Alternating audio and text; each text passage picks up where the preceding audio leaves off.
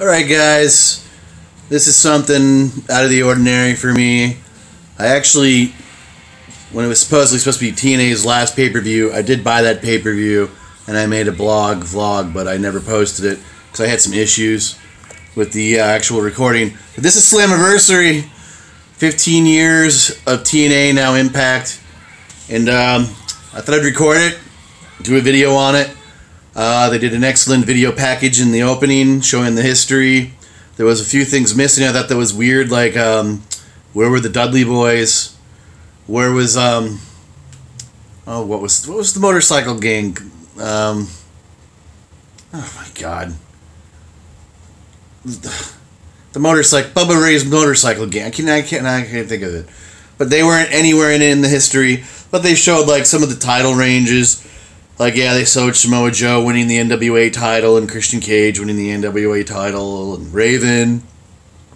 They showed, of course, all the people who showed up over the years. Kurt Hennig, Ric Flair, Dusty Rhodes, Roddy Piper. They did leave quite a few people out. And I'm wondering if it has something to do with the Jarretts. Why were the Dudley Boys left out? And why'd you leave that giant storyline of the biker club out? It just doesn't seem right. It seems something's weird there. But this is supposed to be a very big show. They have the president of NOAH there, and I know they partnered with Impact now. The manager of AAA was there, and Anthem, and of course whoever the president of Impact is now. They're all sitting on stage, and this is supposed to be some international tag team. I'm going to start it now. The first group is Hector Garza Jr. I just missed the other guy's name. Oh, and Laredo Kid. They've been showing up on TNA now, or I gotta quit saying that, on Impact now for a few months. So these guys aren't strangers. This show is supposed to be special because there's supposed to be a lot of not signed talent, we should say. There's going to be some guys from Lucha Underground. There's going to be some guys from NOAH. Yeah, these guys are from AAA. Drago and Phantasma. Now, if you've ever seen what Drago looks like, this dude spends some money on his ring gear and his ring attire. He ain't wearing a mask, man. This thing is interactive. He's got wings.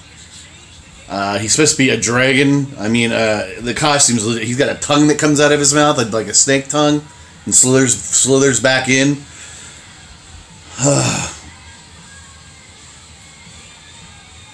Trying to see who else is here. These guys are from NOAH. Taichi Ichimori. And something Murakochi. Never seen these guys before. Marufuji.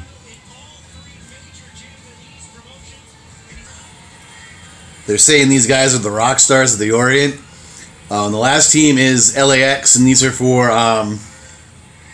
the Global Force Tag titles, which I can see. Knock it off! Which I can see LAX losing, because they've had it now for a while since they beat Decay.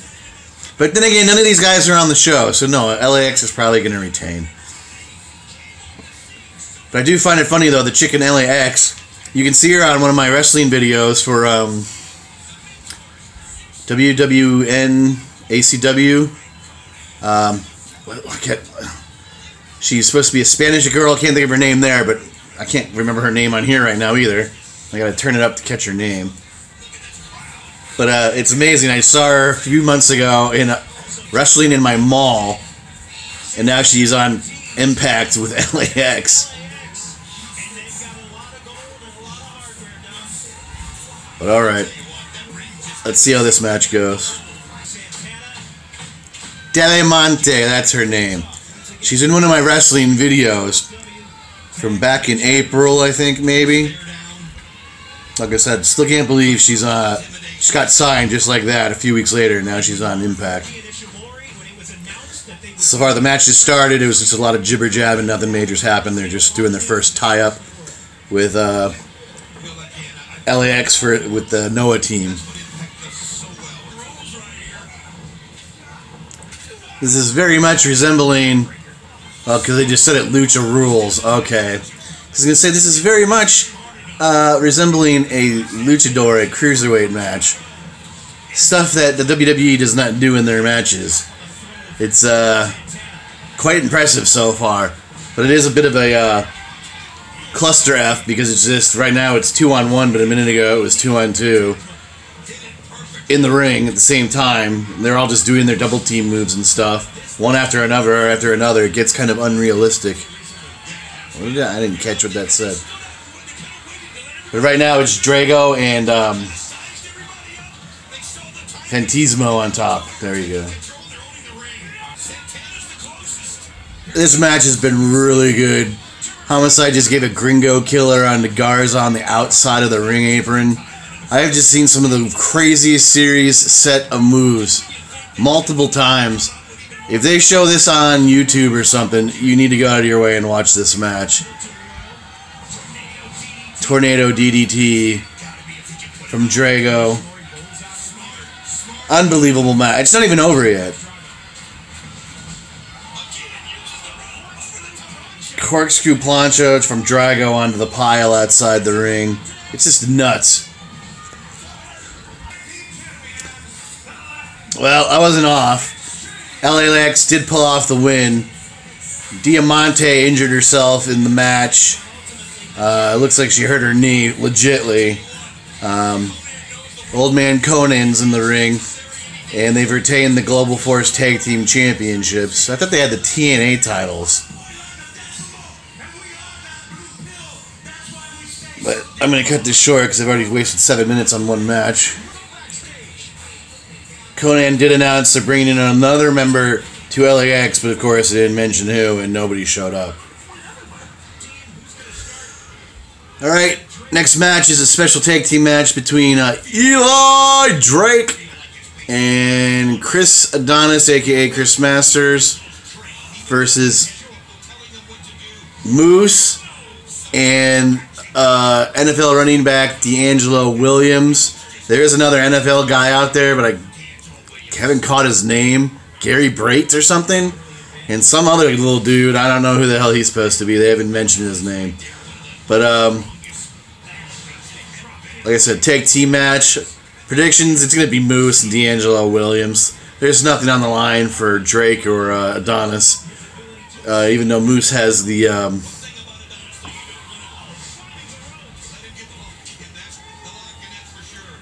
I don't know the name of his title.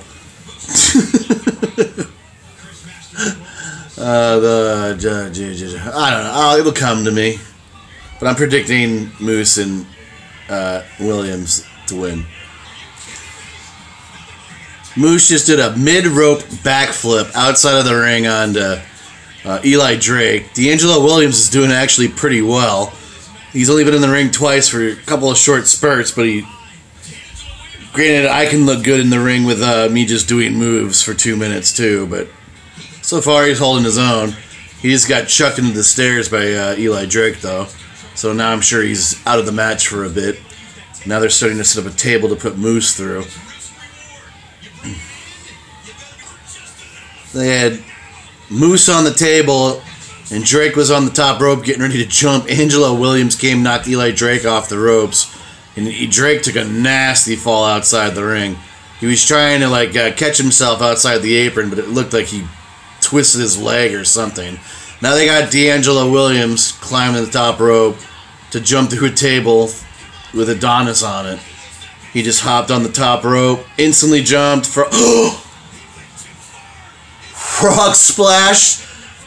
He didn't break the table. He bounced off and kind of landed on his head. But he instantly recovered and rolled Adonis over, and they got the pin. Oh, that was bad. He's holding his back, too. Ooh. Wow. They're trying to play it off that he said that he overjumped the table. He didn't overjump the table. The table didn't break, and he bounced off. Wow. Well, so far 2 for 2, and now the officials are coming out and checking on him. He's just sitting in the corner holding his back. Wow, that was kind of, I don't know, man. It's something you should check out, though. Yeah, he's being held up by his little buddies now. Wow. Grand Championship title. That's what Moose has. The Grand Championship. The tournament title or whatever the hell. Grand Championship. Alright, whatever. Well, it was interesting because Moose went and checked on the table like, what the F? Why didn't it break? Eli Drake and Adonis were almost through the curtain, and Moose ran up there and grabbed Eli Drake, dragged him back down to the ring. Oh, I thought they were going to make Angelo Williams jump off the top rope again. But they just powerbombed Eli Drake to the table. I guess Moose wasn't going to let him get away with that. But I thought they were, like I said, I thought they were going to make Angelo jump off the top rope again. All right.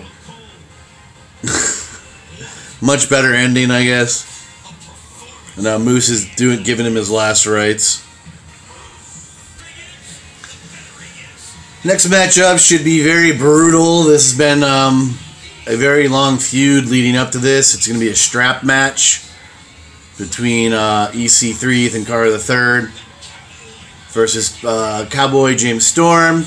Hopefully this is leading to some sort of a push for James Storm, because really at this point he's the last of the originals, and they have really been treating him like shit over the years. God, how long has it been since he won the world title? And for about a 2-year run after he won the title, he was basically the new Stone Cold in my eyes. And they did everything they could to piss that away. He did try and leave maybe a year or two ago. And he was in NXT, but they never seemed to sign him. And he went, they didn't sign him because TNA offered him huge money to come back before he signed the contract, which he did. And he came back to Impact. That's what happened. But this should be brutal, like I said. EC3 already has taken a belt to the Cowboys' back, whipped him like 38 times or something. His back was almost bleeding. It was bad. But a strap match, what is that? You got to touch every corner first to win. Well, there's 6 corners.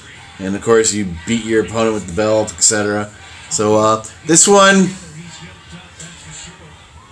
I'm clouded because my judgment wants to say Chris Storm or James Storm. But their EC3 is getting the golden treatment again. He seems to be beating everybody. I don't want to say it, but I'm going to say Ethan Carter for the win. EC3 has basically been in control.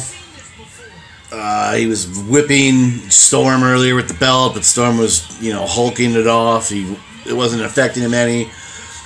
James got in control for a short bit. He was climbing the top rope to do something, and he got yanked back down by the strap. And then EC3, wow. Then EC3 used that and pulled a bag out from under the ring, which had a pair of handcuffs and a key in it. And he dragged Storm over to the corner like he was going to handcuff him, and somehow James Storm handcuffed EC Carter to the corner with his back facing him. And now Storm is, of course, pulling up the strap to get ready to start whipping EC3, which he's due a lot of payback on for the liberties he took on Storm earlier in this feud. Oh, now he just spit in Storm's face. There you go, the belt whips, and the belt is literally this thick.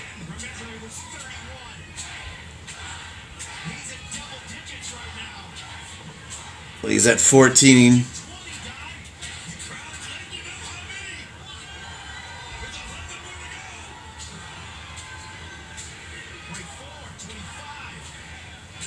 28, 29, 30, 31.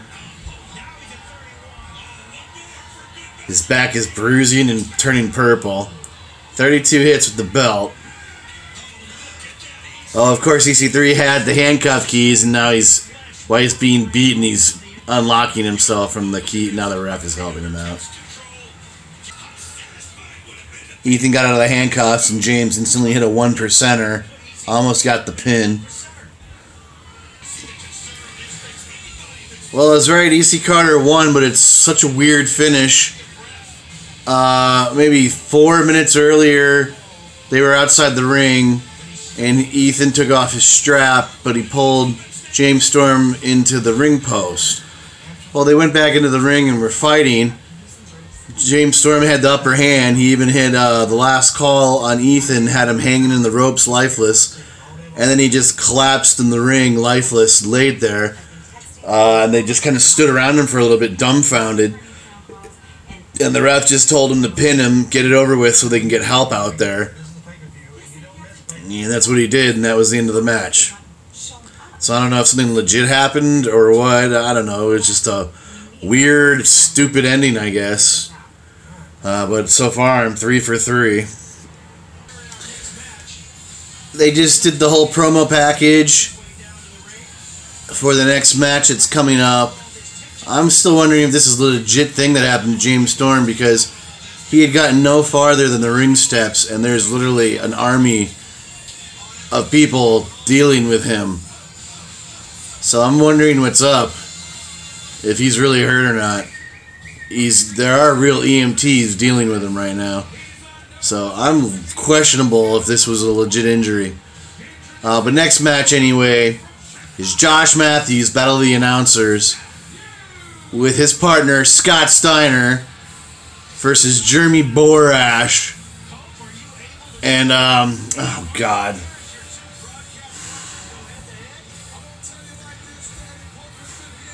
He just said his name.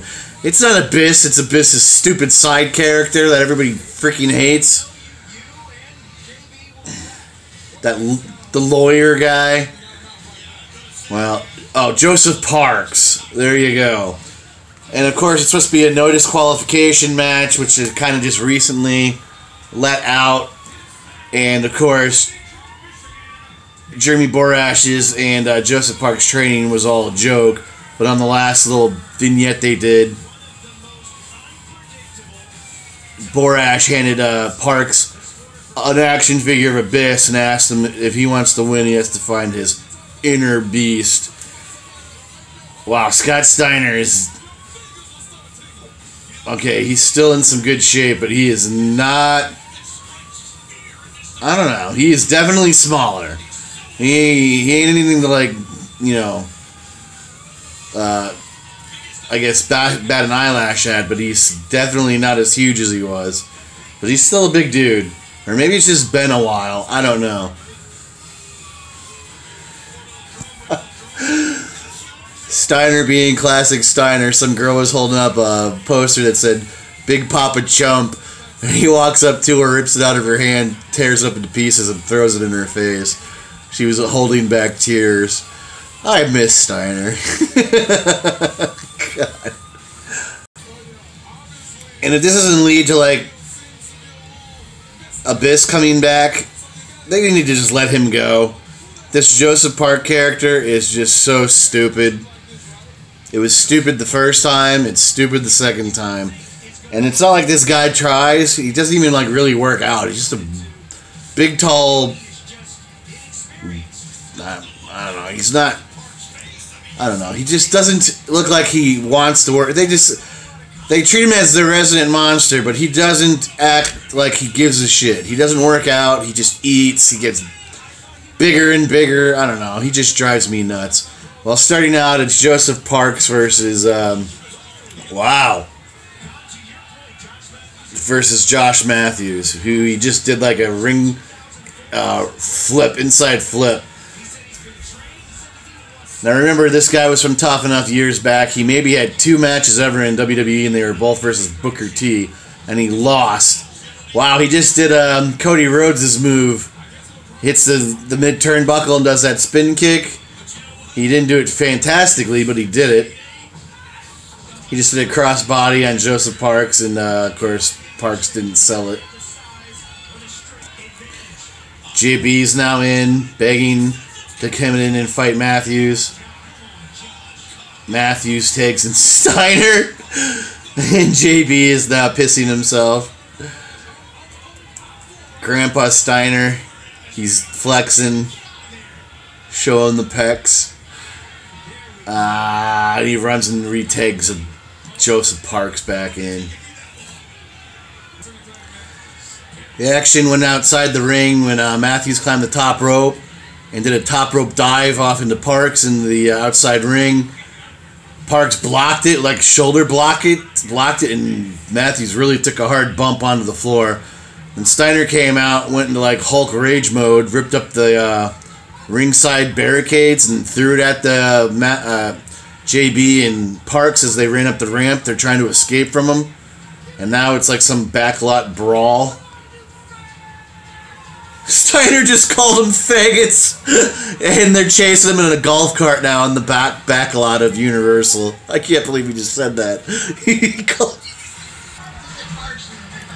Now Steiner and Matthews stole a car, and they're chasing them while Steiner yells out the window, "Run, you fat asses!" You gotta hear him. Oh, now he's jumping out of the car to go chase after him. This might be worth the entire $50 to pay to watch this. Oh. Matthews has chased JB into a hotel pool area. Matthews was sunset flipped into the pool by JB. JB just did a forward flip onto Matthews into the pool. They're fighting underwater right now. Oh, Matthews is choking JB out underneath the water. Interesting. Steiner just disposed of Joseph Parks by throwing him through a wall. You see a shark fin appear in the pool, and it's Shark Boy. And he bit Matthews on the ass, which made him release JB, and now JB is running from Matthews from the pool area. Huge pop for Shark Boy, though. They're focusing. Oh my God! They're focusing on Joseph Parks and you see a pair of red boots walk up, and it's what's his name? Mitchell. Sinister Minister. He used to manage Abyss. James Mitchell is back, and he's handing Joseph Parks his Abyss mask. Wow. I don't know if that means he's back, but he was a great addition. I used to think back in the day to TNA. His promos were awesome. Now we got Steiner and Matthews chasing JB back down to the ring. Matthews went for a swanton on JB. JB rolled out of the way.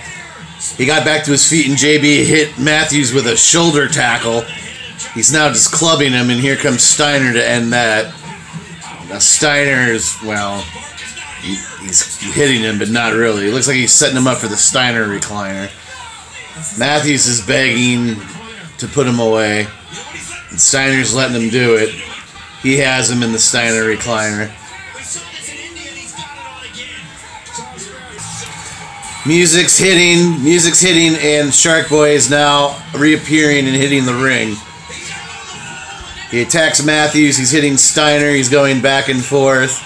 Steiner ends it real quick, belly to belly suplex.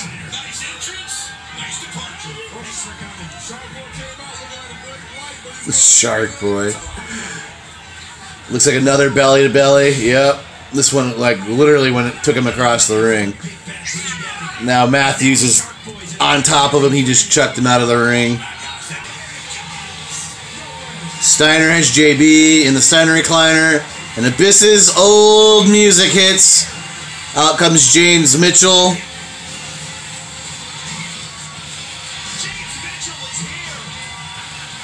Oh, and Abyss is in the ring, standing behind them in his old gear. I think that's a new mask, too. Knock it off! It's some kind of new-ish looking mask. It's kind of goofy looking. Of course, he's cleaning house.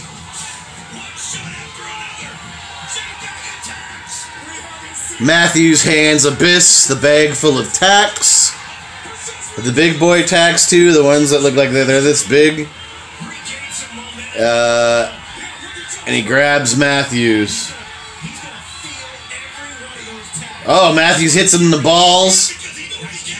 Hits the ropes. Black hole slam. It was a really weak one. Right into the tacks.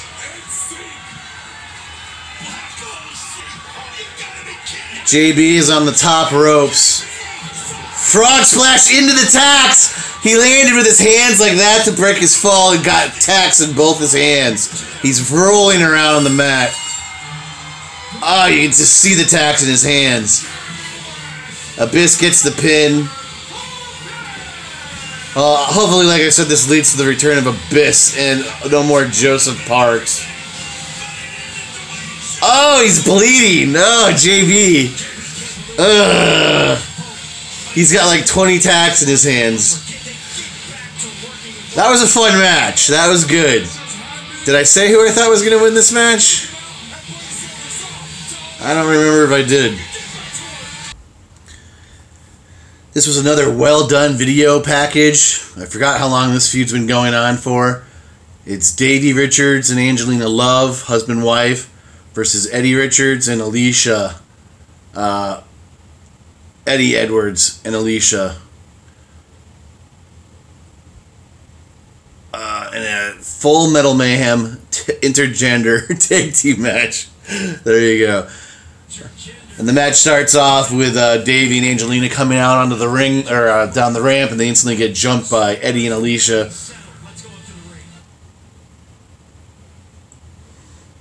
Full Metal Mayhem, by the way, is basically anything, tables, ladders, chairs, you name it. I'm not really speaking a lot on this match, but it has been non-stop action from start to finish because I'm running out of some, I think, video time here. I still think there's 2 more matches yet. But so far, this has been match of the night. The chicks are putting in work, and one of them is really not even a wrestler. She's just the dude's wife. She just started showing up on TV a few weeks ago, a few months.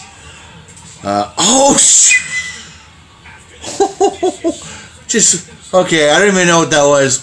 He had him up in a suplex in the middle of the ring, and Angelina Love was hitting him in the air with a kendo stick, and like it looked like Eddie Edwards' leg gave out, and he DDT'd the other dude into a chair backwards, but the chair folded so awkwardly, the guy's body was trapped. I don't know. It was just, it's hard to explain. It just didn't look good. And now Angelina Love is coming into the ring with a cup full of tacks. I think those are tacks. It's like a solo cup full of tacks. That's what it looks like. Yep. She's putting them all over the ring, like sprinkling them. It's not in one big pile. Alicia Edwards just power-bombed Angelina Love off a ladder through a table. Now Eddie Edwards and and Davey Richards are fighting on top of the ladder. Sunset flip off the ladder through the table on the other side of the ladder. This might be it. That was it. Even that table broke awkwardly.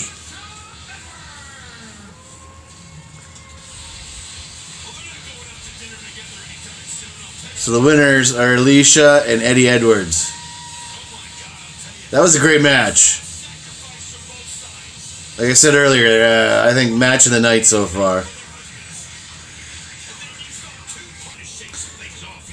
Next matchup is a rematch for the title after Low Key lost to Sanjay Dutt in India for the X Division title. And these guys are killing it too as well. I forgot about this match. And I still think there's 2 more matches after this one. It's a best out of 3 falls. And so it was very quick. And Low Key got the first fall with a top rope Warrior's Way onto Sanjay Dutt. It was sunset flipped into the Warrior's Way. It was pretty fantastical looking. Sanjay got the second fall. Low Key had him in a submission, and he actually rolled out of it while still being held into it and got a pinfall on Low Key. So, of course, it's 1-on-1. 1-to-1 now. Sanjay got the second fall for the win. He did a reversed Warrior's Way on Low Key, and he retained the title. This match was way better than their match that was on TV. And I think it just killed the Full Metal Mayhem match that I was saying was match of the night. Like I said, can't speak too much on it because I'm running out of camera time. But great match. I don't think I said who was predicting who's going to win this one either. But Sanjay won versus Low Ki. Another beautiful video package set up for this next match. Sienna versus Sister. Why am I having all these brain farts? Versus Rosemary. And I gotta say, they're really going all out. Sienna had a new headdress, new gear. She kind of looked like Evil Lynn from He-Man. Now Rosemary's coming out to a parade of female zombies.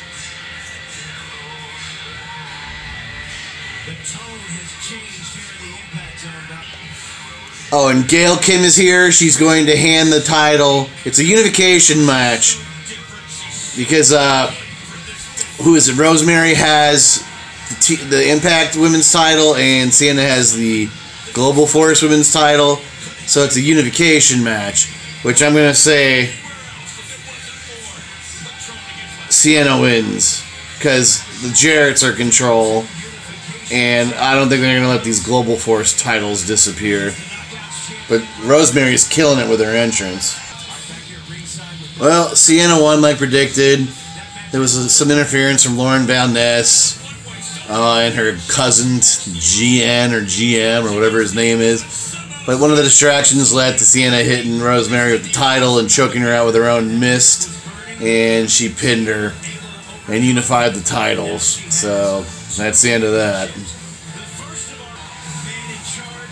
Last match is another unification match, which is Bobby Lashley, the Impact World Champion. He has his posse out there with his MMA coaching staff and MMA fighter King Mo. He is fighting El Patron, who is the Global Force Heavyweight Champion. Like I said, in a unification match, and I'm picking El Patron. El Patron is coming to the ring with his father, Dos Caras, and his brother, El Hijo Dos Caras, both legendary wrestlers in Mexico. Another impressive match, maybe went about 10 minutes, but Alberto has won and is now the unified champion of the Global Force and Impact titles. All the guys from the back are coming out, help him celebrate. So what does that mean? That's the end of the Impact titles?